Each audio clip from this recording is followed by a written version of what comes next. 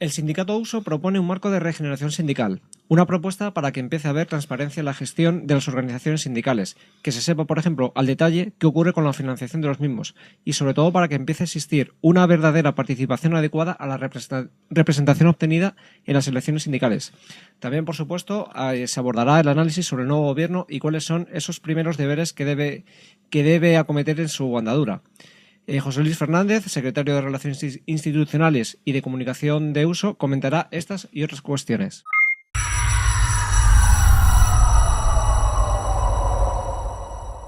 Buenos días, José Luis. Buenos días. Bienvenido. Gracias por aceptar la invitación de Periodista Digital. Gracias a vosotros y encantado de estar en esta casa.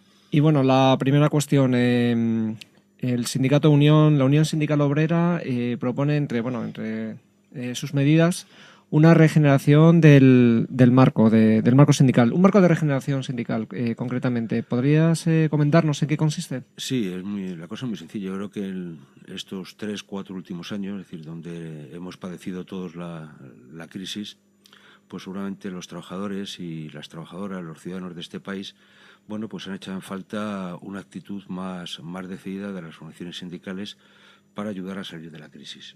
Nosotros nos creemos que esto ha llevado o está llevando consigo a un cierto desprestigio de estas organizaciones sindicales, muy especialmente de las dos grandes organizaciones que tienen la condición de más representativas, UGT y comisiones. Creemos que se han dedicado durante mucho tiempo a dar cariño al gobierno en respuesta a la petición que les hizo el expresidente Zapatero y no dar cariño a los trabajadores, que es nuestro papel como sindicato. Entonces la USO lo que plantea es que si queremos cambiar las cosas hay que cambiarlas en la raíz y por tanto cambiar las reglas del juego de las que nos dotamos en la época de la transición. Y eso supone modificar la Ley Orgánica de Libertad Sindical para que cualquier sindicato pueda promover elecciones sindicales en las empresas, cosa que hoy en día no puede ser. Y eso es un atentado contra la democracia, es decir, que solamente 2 sindicatos tengan capacidad universal de promover elecciones en las empresas y el resto de organizaciones solo podamos hacerlo donde ya estamos, bueno, simplemente es jugar con cartas marcadas. Y eso es el primer paso que hay que abordar, es decir, el que realmente se abran las ventanas, entre aire fresco y se regenere la vida sindical de este país, diciendo que todos podamos participar, todos podamos promover en los procesos electorales. Segunda cuestión, nos parece que el tope del 10% que se puso después de la transición en la Ley Orgánica de Libertad Sindical para tener la condición de sindicato más representativo, que es el 10%, creemos que hay que cambiarlo. Creemos que hay que cambiarlo porque si hoy en día todo el mundo se ha planteado después de estas últimas elecciones, bueno, pues que a lo mejor hay que ir a un reparto más proporcional de los escaños, viendo los casos de Izquierda Unida o de UPyD, donde con un número importante de votos, mayor que algunas formaciones nacionalistas, su representación en el Parlamento se ve de alguna manera, bueno, reducida, mermada, pues nosotros creemos que algo parecido hay que hacer en la vida sindical. Oiga, si para obtener un escaño en el Parlamento se está exigiendo el 3%, oiga, ¿por qué para ser sindicato más representativo se nos exige el 10%? Bueno, el principio de igualdad tiene que regir, ¿no?, para todo tipo de organización social y un partido político, una organización sindical. Desde ese punto de vista somos organizaciones sociales y creemos que tiene que haber un mismo marco de referencia a la hora de decir a partir de cuál es el índice, a partir de qué porcentaje tienes derecho o no a estar presente en los órganos de participación. Creemos que eso hay que cambiarlo, hay que adecuarlo, no tiene mucho sentido. Porque fijaros en las circunstancias que se dan. Organizaciones sindicales que están implantadas en solo una comunidad autónoma, como es el caso de la CIGA, bueno, con la cual no tenemos nada, es decir, bueno, nos parece una cosa estupenda que funcione y que exista, o ELA en el País Vasco, bueno, con menos representación, con menos representantes elegidos que la USO, sí tienen esa condición. En el caso de la CIGA, prácticamente la mitad que tenemos nosotros. Diga, esto no es razonable, ¿no? Que un sindicato que tiene 5.000 pueda ser un interlocutor válido ante el Estado en los temas de formación, en las condiciones de trabajo del conjunto de trabajadores de España, y un sindicato como la USO, que le duplica, prácticamente estamos ya rondando los 11.000 delegados, no podamos hacerlo, quiere decir que algo no funciona bien en este país, que algo tiene que cambiar. Nosotros no queremos quitarle nada a estas opciones sindicales que son legítimas y que existen, pero nos parece que sí que hay que dar a aquellas como nosotros, donde con una gran implantación, con notoria implantación, que estamos ganando todo a base de ir continuamente a los tribunales, bueno, creemos que esto hay que cambiar, ¿no?, que hay cosas que ya está bien, ¿no?, y que por tanto tiene que imperar la proporcionalidad, tiene que imperar la apertura de los órganos, no tiene que haber una patente de corso para acceder a cualquier órgano de participación que reserva ya los puestos directamente UGT y comisiones, tengan lo que tengan. Y la uso, hay ámbitos de la producción de este país que tiene más representación que UGT y comisiones, sin embargo no estamos presentes donde estén discutiendo precisamente de esas cuestiones. Por ejemplo, en el ámbito de la energía. Nosotros somos muy representativos en el sector energético de este país. Sin embargo, no se nos tiene en consideración, más allá de lo que son las negociaciones propias del ámbito de empresa, o en el sector de la automoción, en el sector educativo, en distintos ámbitos que son claves, ¿no?, para el desarrollo de este país y para sacar este país de la crisis. Bueno, no se puede reservar solo a dos por el hecho de tener más en todo porque se lo facilitan, porque les dan más recursos que nadie, porque disponen de más medios que nadie, porque en muchos casos están utilizando los recursos públicos simplemente para desarrollar su organización y no servir a los trabajadores, y este es otro tema que hay que cambiar. Nosotros lo que estamos diciendo es que tiene que haber una ley de financiación para las organizaciones sociales, patronales y sindicatos, que haga que el dinero público se dedique exactamente al fin que está previsto, ¿no? Y que hay que desarrollar una cultura de autofinanciación. Nosotros creemos que una organización sindical realmente será, como la uso, autónoma e independiente, si depende exclusivamente o mayoritariamente de las aportaciones de sus afiliados. Nosotros creemos que esto es un elemento en el que hay que reflexionar, ¿no? Y nosotros creemos que sin autofinanciación no hay independencia. Y, por tanto, estará siempre condicionado al poder político que te sustenta. O sea, que evidentemente, José Luis, al leer estas palabras, entiendo que una de esas propuestas precisamente es rechazar de plano esas aportaciones, cuantiosas además aportaciones que ha hecho el Estado a los dos grandes sindicatos, a Comisiones Obreras y UGT, que al fin y al cabo ha servido para tener adormilado a este país, y vuestra propuesta es clara, simplemente que los sindicatos, al igual que también tendrían que hacer los partidos políticos, que se financien simplemente de las cuotas de los afiliados. Eso sería lo ideal, ¿no? Obviamente. Es decir, la autofinanciación es una garantía, insisto, de independencia y de autonomía a la hora de funcionar. Pero no solamente ya los sindicatos, sino las propias organizaciones empresariales también tendrían que hacer lo mismo. Es decir, no puede ser que las grandes organizaciones empresariales también estén subsistiendo gracias a la sopa boba del Estado. Y exactamente los partidos políticos tendrían que ser ejemplares, y si hay que recortar gastos, pues si tenemos una fuente también de hacer una aportación solidaria desde los agentes sociales, partidos políticos, organizaciones empresariales y sindicales, precisamente a sacar este país de la crisis. Más allá de que en un momento determinado, ante un hecho concreto, una actividad concreta, finalista y clara, bueno, se puede acceder a una formación, a una financiación, pues para formación o para formar algunas cuestiones a los trabajadores, unas cuestiones muy determinadas, pero siempre bajo los principios de transparencia, de libre concurrencia y sin hacer reservas como se están haciendo en exclusividad para estos dos grandes sindicatos. Creemos que si tiene que haber alguna subvención pública, bueno, que puede existir, es decir, nos creemos que tiene que ser, en el caso de que exista, muy limitada a hechos muy concretitos, bueno, tiene que estar sobre esos principios, ¿no?, de libre concurrencia, absoluta transparencia y dar cuentas, obviamente, de lo que ha sido la gestión de ese recurso público, ¿no? Y no como ahora, que lo que hay es bastante opacidad en este punto. José Luis, y esta propuesta, que además yo creo que es bastante polémica, viendo las cuentas, las partidas que han recibido las dos grandes organizaciones sindicales, ¿esta propuesta ya se le ha hecho llegar de alguna manera a las dos grandes organizaciones sindicales o todavía, digamos, está un poco en proceso? Lo hemos comentado con ellos, lo hemos hablado muchas veces, porque en el fondo es algo que tiene que ver con nuestra filosofía, ¿no?, con nuestro modelo sindical. Es decir, la uso desde que nace, acabamos de celebrar ahora el 50 aniversario de nuestra Carta Fundacional, siempre se inspiran en estos principios, ¿no?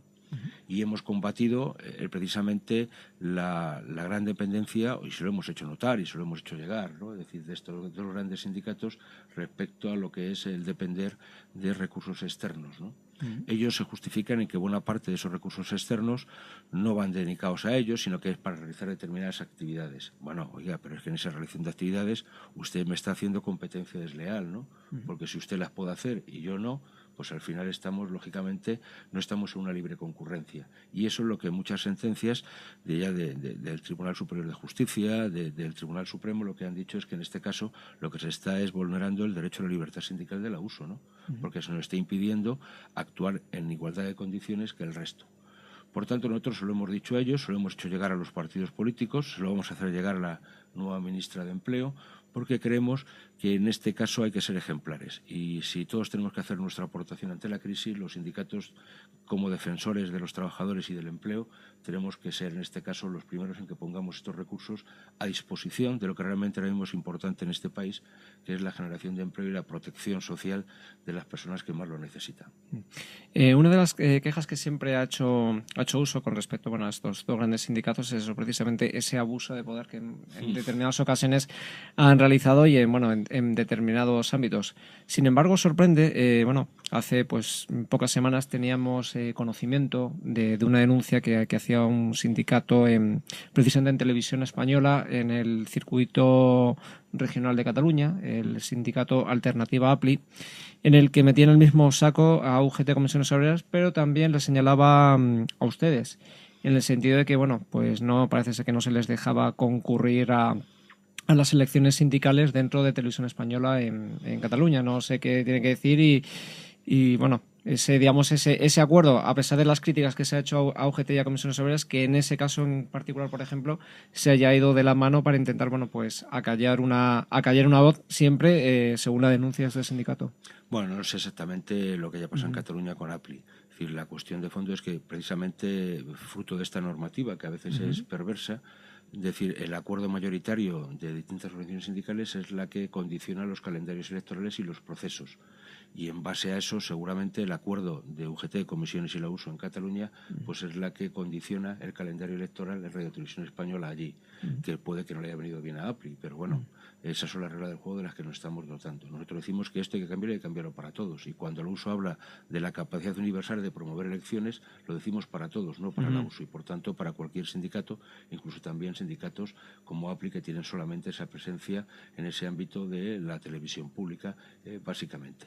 Pero a partir de ahí, lo que está claro que en esa ordenación que hay, si todos los sindicatos podemos promover, tiene que haber un cierto orden en qué preaviso o qué proceso es el que vale, ¿no? Nosotros, un criterio es el que primero que entra, esa es una posibilidad, u otra que contempla la ley y que no es mala, que es aquella que responda a un acuerdo mayoritario de los trabajadores o de sus representantes a la hora de condicionar ese proceso.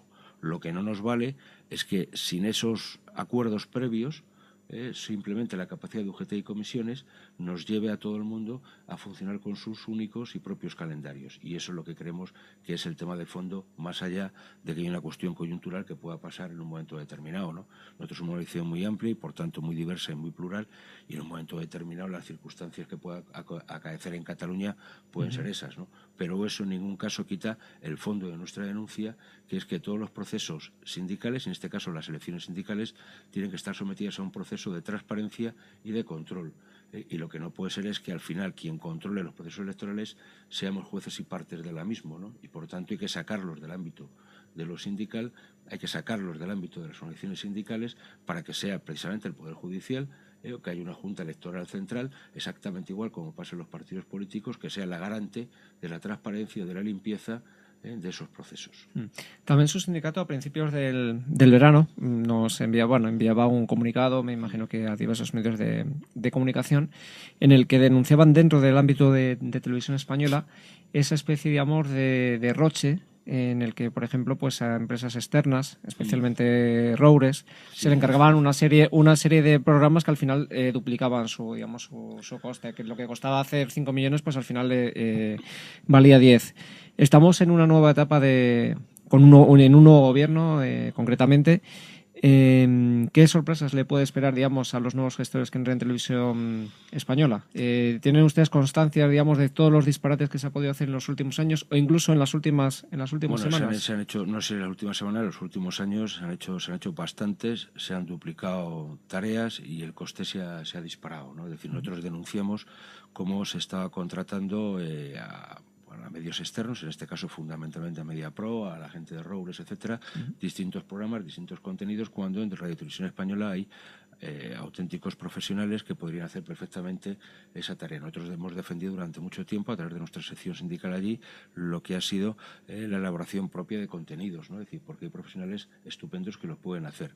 Y luego hay medios materiales más que suficientes para hacerlos, sin caer en cosas, aunque sea una anécdota, pero es muy significativa, ¿no? Es decir, a Roures se le han llegado hasta alquilar unidades móviles, se le han llegado a alquilar pues todo lo que es la iluminación de un estudio. Digo, no, hombre, cuando en Radio Televisión Española hay medios más que suficientes para poder hacerlo, ¿no?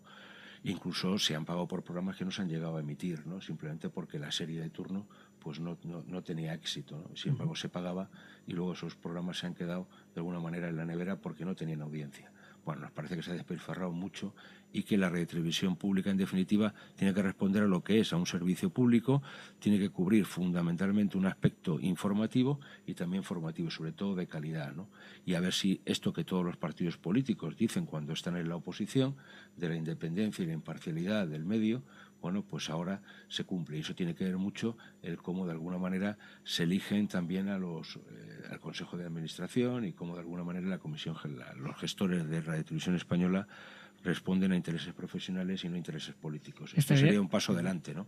¿Estarían ustedes a favor de una privatización, pero total, de la televisión? Por ejemplo, en Castilla-La Mancha es cierto que una de las medidas de María Dolores de Cospedal a medio largo plazo es privatizar la tele Castilla-La Mancha.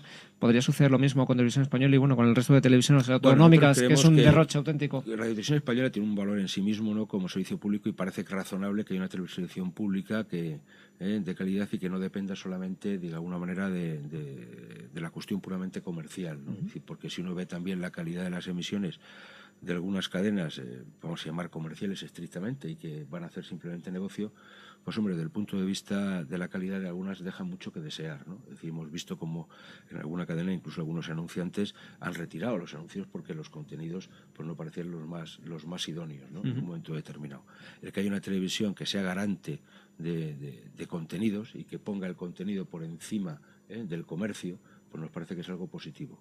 Más allá que lo que nos planteemos es la necesidad o no de que existan televisiones de ámbito autonómico, cuando nosotros creemos y defendimos en su día que los centros regionales de Radiotelevisión Española podían cubrir perfectamente ese servicio, centros que se han cerrado y que han hecho que mucha gente y muy buenos profesionales se fuesen a la calle, ¿no? Entonces la cuestión yo creo que no es si se tienen que privatizar o no, y por supuesto eso implicaría lógicamente cambiar la ley a nivel estatal para que eso pudiese hacerse, y eso estaría en manos del nuevo gobierno.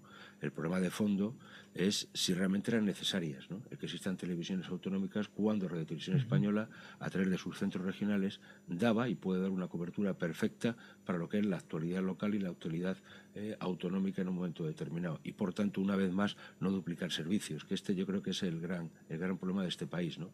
Como hay servicios que se están prestando, por llamarlo así, por la administración pública, que se están duplicando, y eso implica duplicar el coste. Eso está pasando con televisión, pero está pasando con otros servicios, ¿no?, desde la atención a la dependencia o cuestiones relacionadas con la formación profesional, que encuentras que hay una oferta, por ejemplo, para parados que hace el ayuntamiento, que hace la comunidad autónoma y que hace el propio Servicio Público de Empleo Estatal, ¿no? Oiga, vamos a coordinar, ¿no? Vamos a ser eficientes, en definitiva, ¿no? Yo creo que lo que hay que plantear en este país, en definitiva, es la cultura de la eficiencia frente a la cultura, del todo vale, ¿no? Y de que, aquí vamos a ver quién es el que compite o quién se lleva el gato al agua. No. O sea, aquí no se trata de quién es más guapo, si el ayuntamiento, la comunidad autónoma o el gobierno, sino lo que se trata es de quién es el que presta el servicio mejor a aquel que lo necesita, ¿no?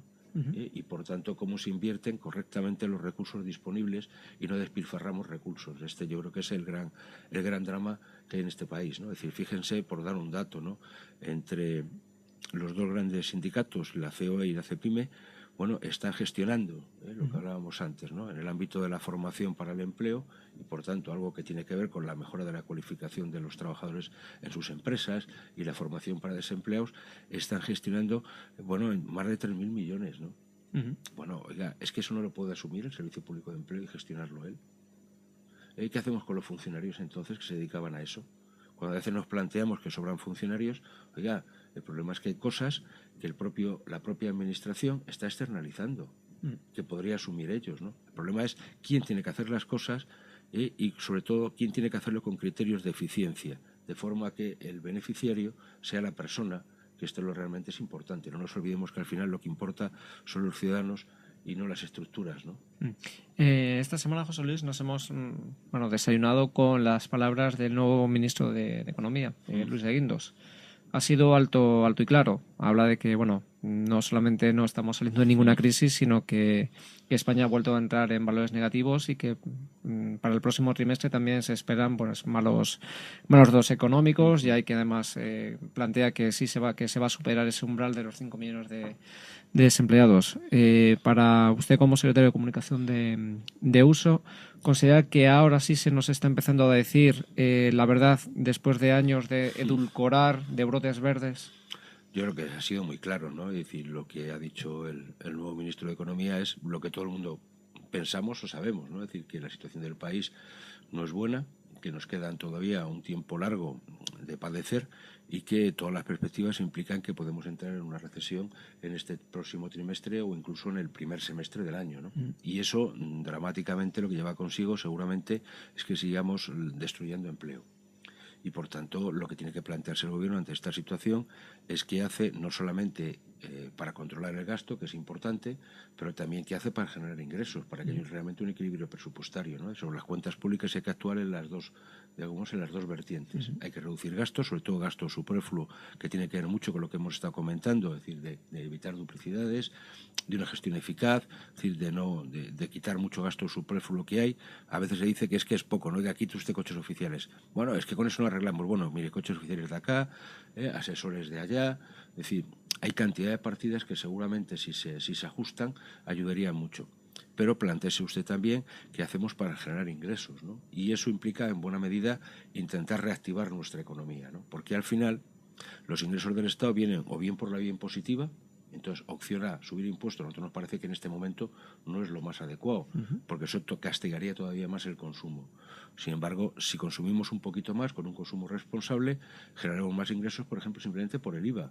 Si hay unos incrementos salariales que, siendo razonables, implican que la gente tenga poder adquisitivo, favoreceremos el consumo, pero también favoreceremos el que haya ingresos al Estado a través del IRPF. Por tanto, hay que ver de qué manera conseguimos que haya un equilibrio tanto en intentar que haya más ingresos, que tiene que ver con esto que estamos apuntando, y también reducir el gasto. Bueno, ahí es la clave, ¿no? Porque si solamente se toman políticas que tienden a recortar gastos sin más, bueno, eso lo que hace todavía es contraer más nuestra economía y, por tanto, conducirnos más rápidamente a la recesión.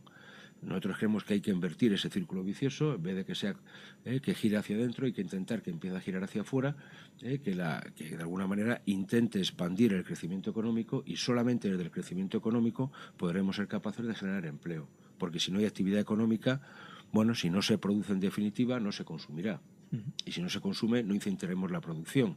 Más allá de que otro capítulo importante es todo lo que tiene que ver con la demanda externa y, por tanto, en la medida que Europa o algunos países, Alemania, Francia, parece que salen más allá, van un poquito por delante, pues eso puede ser un elemento dinamizador de nuestra economía a través, lógicamente, de nuestras exportaciones, que es algo donde este gobierno tiene que apostar, y nosotros creemos que especialmente tiene que apostar hacia Iberoamérica, donde tenemos un campo de comercio realmente importante y que creemos que el gobierno anterior lo ha tenido un poquito descuidado.